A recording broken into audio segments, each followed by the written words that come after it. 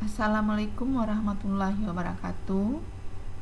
Selamat berjumpa kembali siswa-siswa sekalian. Sekarang kita akan membahas masih mengenai posisi strategis Indonesia. Jadi untuk pertemuan kita yang pertama sebelum ini, kita kemarin sudah membahas tentang letak, luas, dan batas wilayah Indonesia. Nah, untuk pertemuan kedua pada posisi strategis Indonesia, kali ini kita membahas materi atau submaterinya tentang karakteristik wilayah daratan dan wilayah perairan Indonesia. Nah, siswa sekalian, untuk indikator pada pertemuan sekarang, yang pertama menganalisis karakteristik wilayah daratan Indonesia. Kemudian yang kedua, menganalisis wilayah perairan Indonesia. Jadi ada dua indikator kita saat ini untuk pembelajaran saat ini, yaitu bagaimana kita melihat nanti karakteristik wilayah daratan dan karakteristik wilayah perairan Indonesia. Nah, sekarang tolong perhatikan peta rupa bumi Indonesia. Jadi di sini kita bisa melihat bahwa Indonesia ini kita memiliki wilayah perairan laut yang luas dan wilayah daratan yang terdiri dari ribuan pulau-pulau. Nah, tolong diperhatikan bahwa daratan wilayah Indonesia ini memiliki karakteristik. Tiap pulau juga memiliki karakteristik yang berbeda-beda.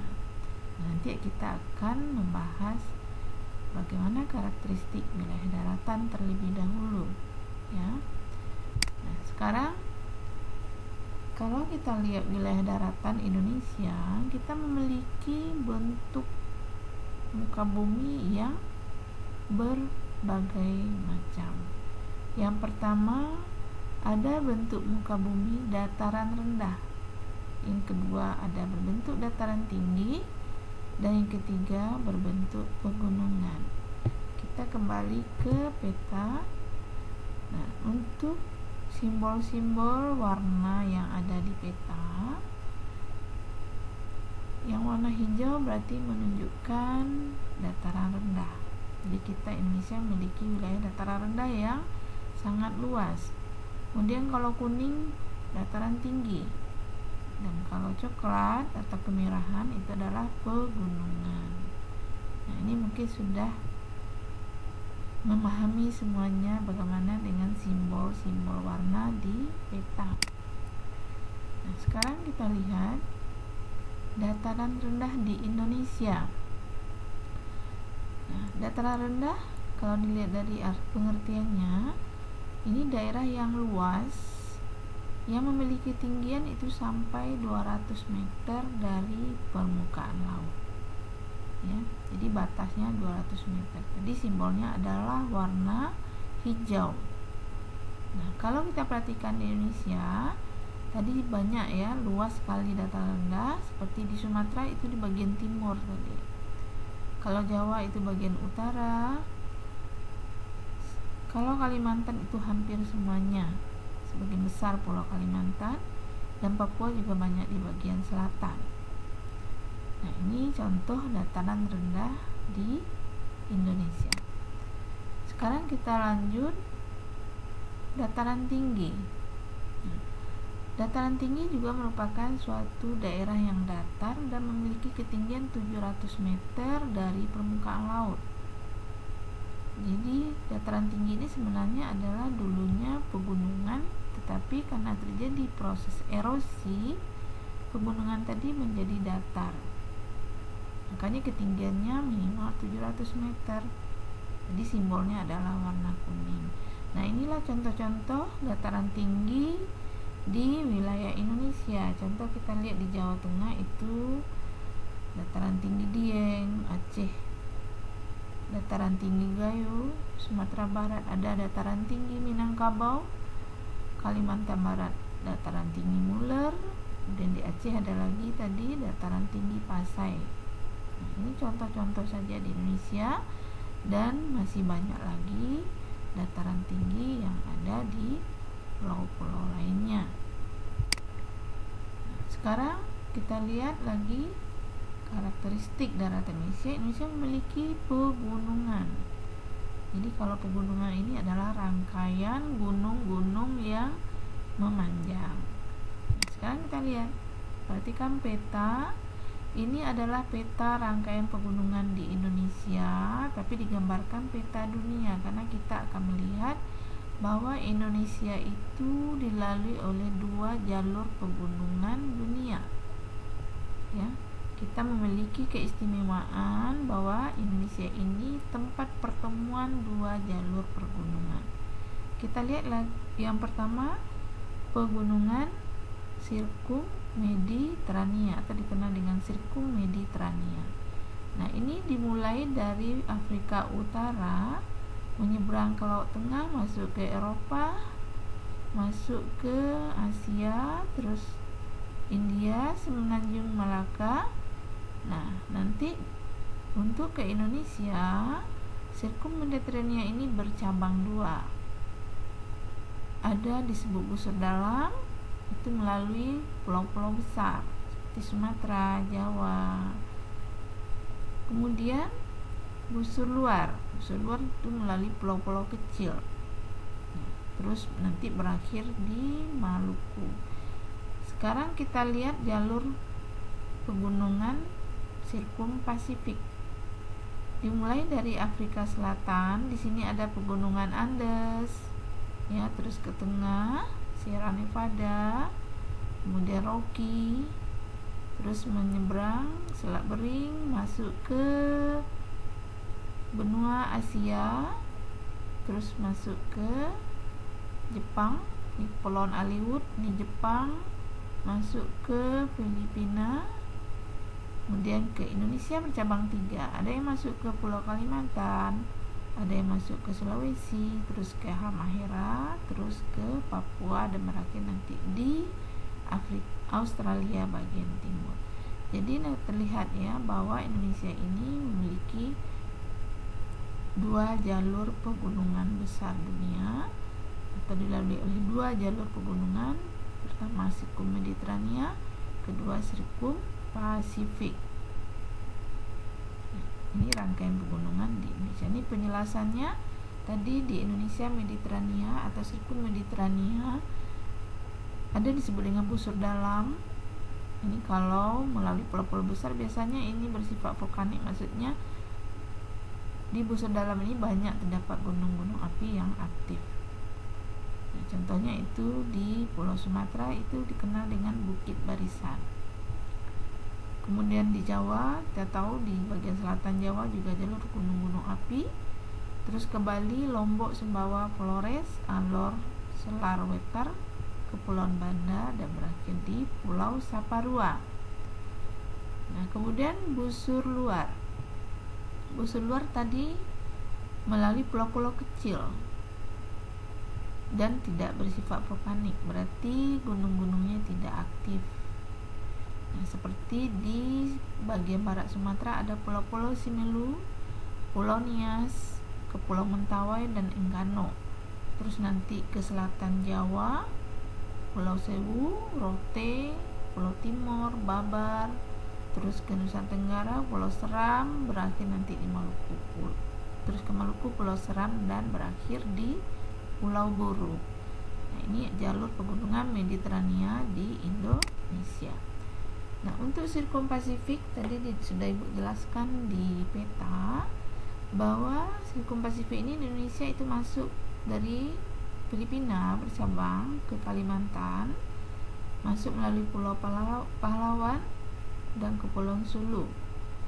Nah, kemudian di sini di Kalimantan itu tidak vulkanik, gunung api tidak aktif lagi. Kemudian dari Pulau Luzon juga Filipina masuk ke Kepulauan Sangihe utara Sulawesi, dan nanti akan terus ke Pulau Halmahera dan berakhir di Papua. Nah, Papua nanti akan melanjutkan ke Australia bagian timur. Nah, itulah jalur rangkaian pegunungan di Indonesia. Jadi kesimpulannya, Indonesia dilalui oleh 2 jalur pegunungan, Sirkum Pasifik dan Sirkum Mediterania. Nah, kemudian bentuk muka bumi selanjutnya, daerah daratan, gunung. Nah, gunung tadi bagian dari pegunungan ya. Kalau kita lihat definisinya, gunung ini adalah bagian permukaan bumi yang menjulang tinggi dan memiliki ketinggian di atas 600 meter. Biasanya berbentuk kerucut. Nah, Indonesia memiliki banyak gunung api. Nah, selain gunung-gunung, gunung api itu termasuk banyak, jumlahnya 127 yang masih aktif. Dan masih banyak lagi yang tidak aktif lagi. Nah, sekarang coba perhatikan peta persebaran gunung api di Indonesia. Nah, di sini kita lihat bahwa Pulau Sumatera, terutama bagian barat, banyak tersebar gunung api, dan Pulau Jawa, terus Bali, Nusa Tenggara, nah, kemudian Maluku, Halmahera, Maluku Utara, dan Sulawesi bagian utara. Yang tidak ada gunung api yang tidak aktif lagi, yang non vulkanik, di sini ada gunung tapi tidak aktif di Kalimantan dan Papua, tidak ada gunung apinya. Nah, inilah ya sebaran gunung api di Indonesia. Jadi berapa kita ambil kesimpulan? Sumatera, Jawa, Nusa Tenggara, Maluku, inilah sebaran gunung api yang ada di Indonesia. Ini contoh-contoh gunung api di Indonesia ini sebagai contoh saja, banyak lagi gunung api yang lain. Contoh di Pulau Sumatera, di Aceh Gunung Leuser, Sinabung, Sumatera Utara, Sumatera Barat itu ada Gunung Merapi, ini masih aktif. Kemudian Pulau Jawa ada di Jogja Gunung Merapi, di Jawa Barat Tangkuban Perahu, di Jawa Timur ada Gunung Lamongan. Nah, Nusa Tenggara itu terkenal ya, Gunung Batur, Rinjani, Kelumutu. Nusa Tenggara Barat, Kelumutu, Nusa Tenggara Timur. Nah, untuk Sulawesi ada Gunung Awu, dan untuk Maluku ya ada Gunung Gamsunoro, dan Papua ada Gunung Foja. Ini contoh saja. Nah, selanjutnya kita lihat wilayah perairan Indonesia. Jadi wilayah perairan Indonesia ini ada perairannya berada di daratan dan tentu ada di lautan. Nah, kita lihat dulu. Kalau perairan itu di Indonesia kita lihat lebih luas dibanding daratan, 2/3 adalah wilayah perairan. Ya, luasnya lebih dari 3 juta kilometer, meter ujung sangkar. Nah, apa saja perairan yang ada di Indonesia? Yaitulah kita kenal kalau di darat itu danau, sungai. Kalau di laut tidak ada dikenal laut, selat, teluk, bahkan samudra. Nah, kita lihat dulu yang pertama, danau. Ini perairan yang ada di darat ya. Danau itu kalau kita lihat definisinya, cekungan di darat yang sangat luas yang digenangi oleh air. Mungkin materi kita di kelas 10 dulu kita sudah membahas mengenai macam-macam danau berdasarkan cara terbentuknya. Nah, kita ulangi lagi, ada jenis danau tektonik. Nah, danau tektonik ini karena aktivitas tektonik ya.